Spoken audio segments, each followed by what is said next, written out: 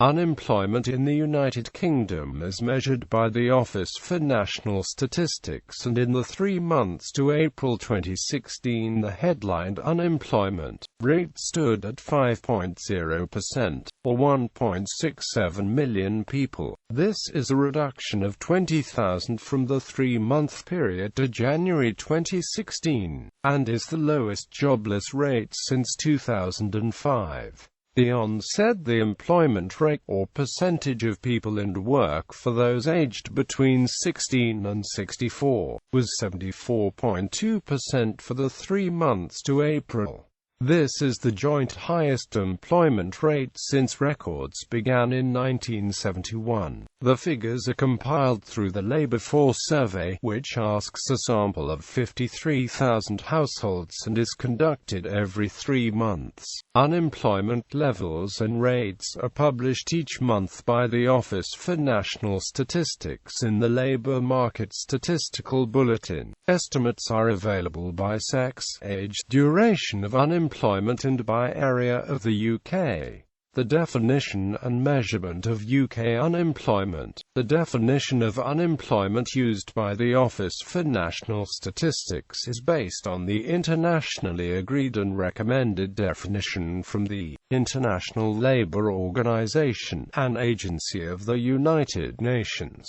Use of this definition allows international comparisons of unemployment rates. Unemployed people are defined as those aged 16 or over who are without work, available to start work in the next 2 weeks, and who have either a. been actively seeking work in the past 4 weeks, or b. are waiting to start a new job they have already obtained. Those who are without work who do not meet the criteria of unemployment are classed as out of the labor force, otherwise known as economically inactive. For example, a person who wants a job but is not available for work due to sickness or disability would be classed as economically inactive, not unemployed. A short video explaining the basic labor market concepts of employment, unemployment and economic inactivity is available on the ON's YouTube channel. Unemployment data and the claimant count. The headlined unemployment figure arising from the official definition differs from the claimant count, which is published alongside it. The claimant count aims to measure the number of people claiming a benefit principally because they are unemployed. However, some people classed as unemployed cannot claim unemployment benefits, and some people claiming unemployment benefits are not classed as unemployed. Examples: someone looking for work alongside full-time study, unemployed but not eligible for unemployment benefits. Someone working for low wages, not classed as unemployed but may be eligible for unemployment benefits. The current unemployment benefits available are job seekers allowance and universal credit. However, because universal credit is still relatively new, the claimant count data only measures the number of people claiming job seekers allowance with the aim of including those receiving universal credit when possible. More information on the differences between the official headlined unemployment figure and the claimant count is in this document. Early history of UK unemployment. In 16th century England, no distinction was made between vagrants and the jobless. Both were categorized as sturdy beggars, to be punished and moved on. The closing of the monasteries in the 1530s increased poverty, as the church had helped the poor. In addition, there was a significant rise in enclosure during the Tudor period, limiting the land available for people to work on. Those unable to find work had a stark choice: starve or break the law. In 1535, a bill was drawn up calling for the creation of a system of public works to deal with the problem of unemployment, to be funded by a tax on income and capital. A law passed a year later allowed vagabonds to be whipped and hanged. In 1547 a bill was passed that subjected vagrants to some of the more extreme provisions of the criminal law, namely 2 years' servitude and branding with AV as the penalty for the first offence and death for the second. In the 1576 Act, each town was required to provide work for the unemployed. The Act for the Relief of the Poor 1601, known commonly as the Elizabethan Poor Law, was one of the world's first government-sponsored welfare programs. It distinguished between those who were unable to work and those able-bodied people who refused employment. Under the poor law systems of England and Wales, Scotland and Ireland, a workhouse was a place where people who were unable to support themselves could go to live and work. According to Jackson J. Spielvogel, poverty was a highly visible problem in the 18th century, both in cities and in the countryside. In France and Britain by the end of the century, an estimated 10% of the people depended on charity or begging for the food. By 1776 some 1,912 parish and corporation workhouses had been established in England and Wales, housing almost 100,000 paupers. UK unemployment data from 1881. There is data available on UK unemployment from 1881, but it is not consistent with the current international definition. The data is more closely related to the claimant count, but the coverage of the data between 1881 and 1948 is limited. Data available from 1881 to 1912 is based on the records of trade unions that paid unemployment benefit to the members. In 1912 there were 1.4 million members of trade unions that paid benefits. This means the unemployment rates for this period are based on a very small section of the UK population at the time. The lowest unemployment rate recorded in this period was 1.4% in 1890 and the highest was 10.2% in 1892. In 1911 a compulsory national scheme of insurance against unemployment was introduced. This meant there was a significant change to the way data on the unemployed was collected. From 1911 onwards it became a count based on the number of insured persons registered as unemployed. However, only a limited number of people could be insured. The Act of 1911 only included around 2.25 million manual workers aged 16 years and over who were deemed to be working in an industry where employment was insecure. Therefore, unemployment data for 1912 to 1916 is still based on a relatively small section of the UK population at the time. The section of the population contributing to the unemployment data expanded in 1916 when the Unemployment Insurance Act brought a further 1.25 million workers into the National Insurance Scheme. Considering the data based on this expansion, the highest recorded unemployment rate between 1916 and 1920 was 6.6% in December 1919 and the lowest was 2.6% in June 1920. The National Insurance Act of 1920 brought an additional 8 million workers into the scope of the scheme. This increased the total number of workers covered to around 11/12 million. Considering the data between 1920 and 1948, the highest recorded unemployment rate was 23.4% in May 1921 and the lowest was 1.6% in September 1947. Long periods of relatively high unemployment rates were also recorded in the UK in the Depression of the early 1930s.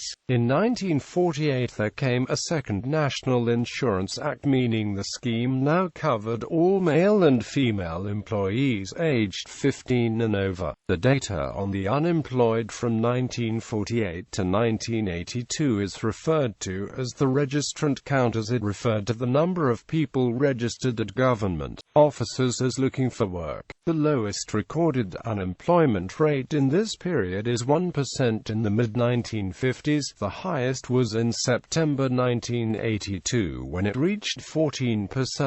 From 1982 onwards, the count changed from the registrant count to the claimant count, because from then on it aimed to count the number of people claiming benefits principally because they were unemployed. This count is still published today alongside the headlined unemployment figure, which is based on the Labor Force Survey. The introduction of the Labor Force Survey from 1971 onwards, there are two series of data on unemployment: the claimant count and the headline estimate of unemployment based on data collected in the Labor Force Survey. More information on the difference between the claimant count and the headline measure of unemployment is in this PDF. Considering the data from 1971 that is consistent with the headline figure of unemployment currently published, around 1 million people were classed as unemployed in the early 1970s, with an unemployment rate of around 4%. The level rose to 1.5 million by 1978 and the rate to around 5.5%, with many jobs being lost in the recession of 1973 to 1975, while industrial decline and technological advances also contributed to job losses. Unemployment was a major political theme at the 1979 general election, with the Conservative opposition campaign claiming Labour isn't working in an attack on the Labour government. The Conservatives won this election. Margaret Thatcher became Britain's first female Prime Minister and the party remained in power for 18 years, winning a total of 4 consecutive general elections.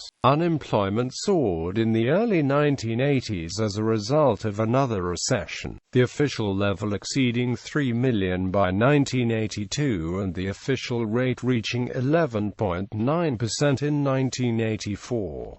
Most of these jobs had been lost in the heavy industry sector, which was in decline, with the Conservative government's monetarist policies to tackle inflation also being blamed for the economic downturn and subsequent mass unemployment, which was particularly severe in Scotland, Northern Ireland, the north of England, and in South Wales. The south of England recovered well from the recession, however, enjoying the greatest benefits of thriving financial markets and strong growth in the service sector, while the rapid growth in the computing industry also created many new jobs. Unemployment remained high until an economic boom during the second half of the 1980s. The official level fell below 3 million in mid-1987, dropped below 2 million in early 1989 and was down to 1.6 million by the end of that year, with the official rate of unemployment stood at 7.0% at the end of 1989. In spite of overseeing the highest unemployment figures seen in Britain for half a century, Margaret Thatcher's Conservative government was re-elected at the general elections of 1983 and 1987. However, increases in the inflation rate towards the end of the 1980s led to increased interest rates and another recession which began in 1990. Unemployment began to increase and by the end of 1992 the official level had again risen to almost 3 million with the official rate around 10.6%, although inflation was brought under control during this time, falling from over 10%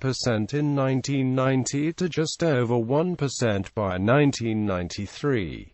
The economic situation of the UK improved after 1992, however, and the official unemployment level fell below 2 million by 1997, with the rate standing at around 6.8%, with inflation also remaining low. Re-established economic growth was also strong. High unemployment and a recession-hit economy did not prevent the Conservative government from winning a fourth consecutive general election under Thatcher's successor John Major in 1992. But Major's government suffered a comprehensive defeat at the next general election 5 years later, being ousted by Tony Blair's revitalized New Labour. In spite of the economic upturn and fall in unemployment that Major's government had overseen, the official level of unemployment remained below 2 million after 1996, dropping below 1.5 million at several stages between 2000 and 2005, with an official rate around 5% until 2008.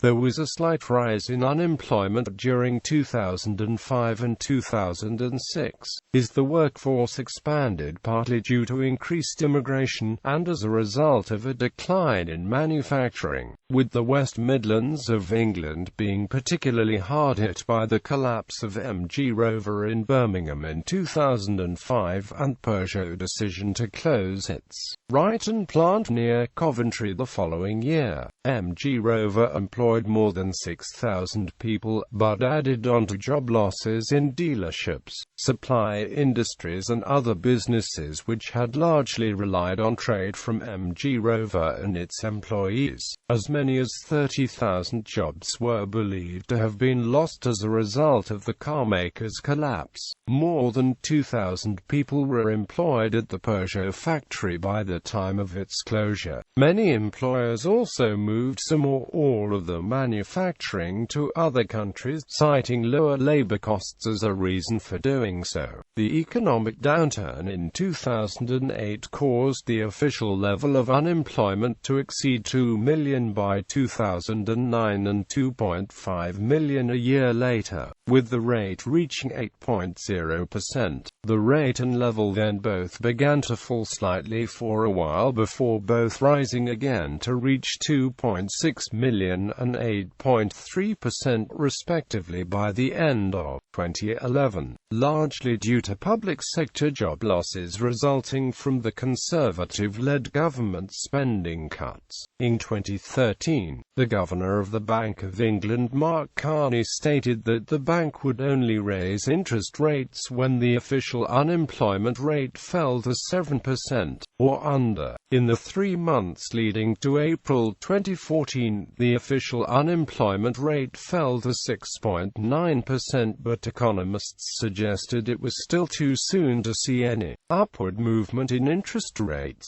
Hidden unemployment. Hidden unemployment is not an official statistical concept, however. It is a phrase sometimes used to describe certain types of people who are not included in the official headline figures for unemployment.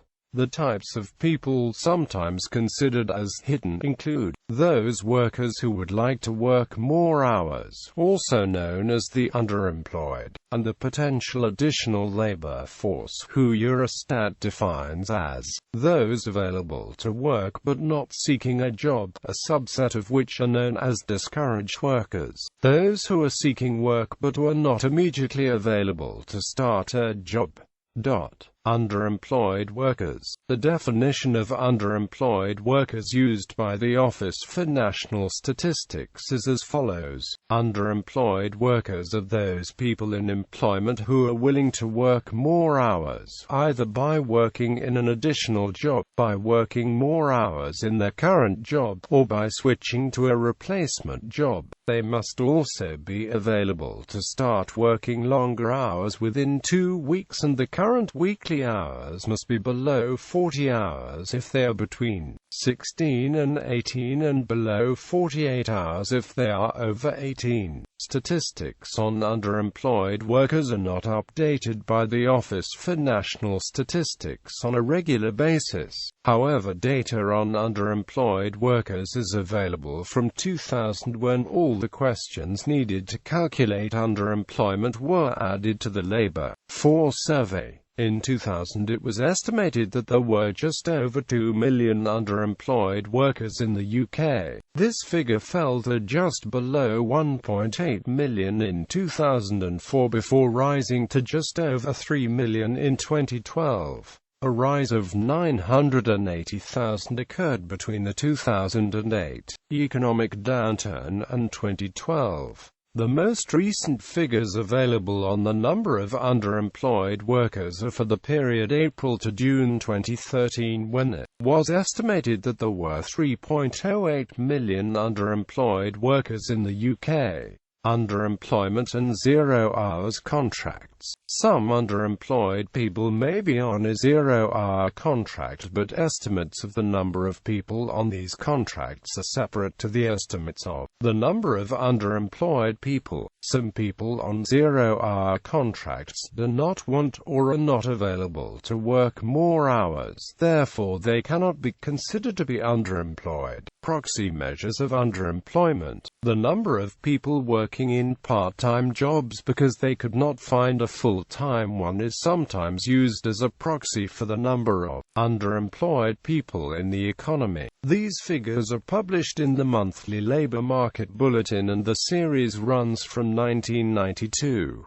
In March to May 1992 it was estimated that 11.3% of all part-time workers were working in a part-time role because they could not find a full-time job. In March to May 2013 it was estimated that 18.4% of part-time workers were in this situation. Another proxy measure for unemployment is the number of workers with a second job. This is also published by the Office for National Statistics in the monthly Labour Market Bulletin, and the series is available from March to May 1992. The potential additional labour force available for work but not seeking. The number of jobless people who are available to work but not seeking it is not published by the Office for National Statistics on a monthly basis, but it is available in some Eurostat publications. It was estimated that in 2012 there were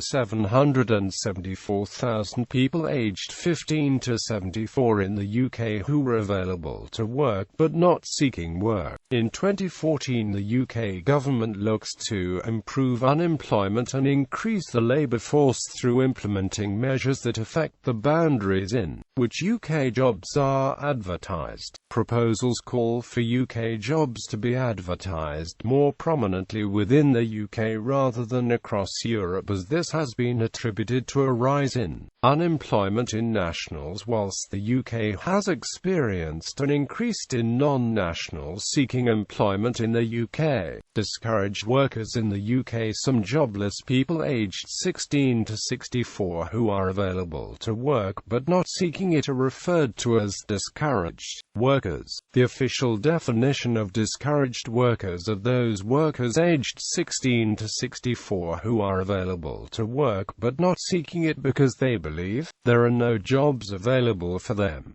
As they are not actively seeking work, they are not included in the headlined unemployment figures. The Office for National Statistics publishes monthly estimates of the number of discouraged workers, and the series runs from March to May 1993, when it was estimated there were 167,000 of them. In March to May 2013 it was estimated there were 63,000 discouraged workers. However, because this estimate comes from a survey, it may be that the number of discouraged workers is undercounted because people are embarrassed to state that they do not believe there are any jobs available for them. Seeking work but not available. Figures on those people seeking work but not immediately available to start are not published in the monthly Labour Market Bulletin, but they are available in some Eurostat publications.